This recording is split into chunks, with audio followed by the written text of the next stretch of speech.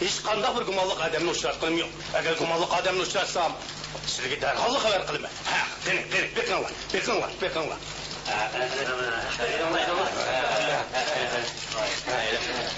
Çay içinler. Qəni. Bova, bay bizmiş etrafta şundaq bir mumluq naqşı anladık. Onu siz ettiniz mi deymi? Toyning meşhur bo'lmagandek turmuşdu mu?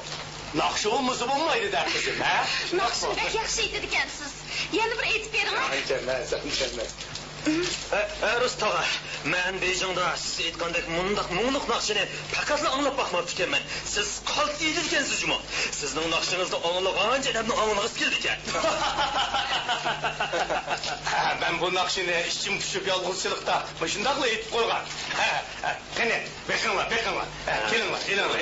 Bova, undaq qilmay yana bir aytib berimi naqshingizni? Bizmi anglaylik. Shundaq qiling bova. Naqshini men yaxshi ko'raman. Bova, bizning bu yo'ldosh Beyjingga kelgan. Bir apaga chepirana. Bo'ldi demsen. Nima paydiga cheppirim bu bolalar? Tağa, aytavering. Qandaq naqsh bo'lsa anglab beramiz. Bova, bizga muhabbatni kuylaydigan naqsh chepiram. Yo'q, men tabiat manzarasini kuylaydigan naqshlarni yaxshi ko'raman. Bo'ldi bolalar. Anda olsa ben sizlerge çoğun adamının dadısının beşiğini ötken geçirmişlerini naqş kılıp eğitip veren. Kandak, ha? Boludu tağa.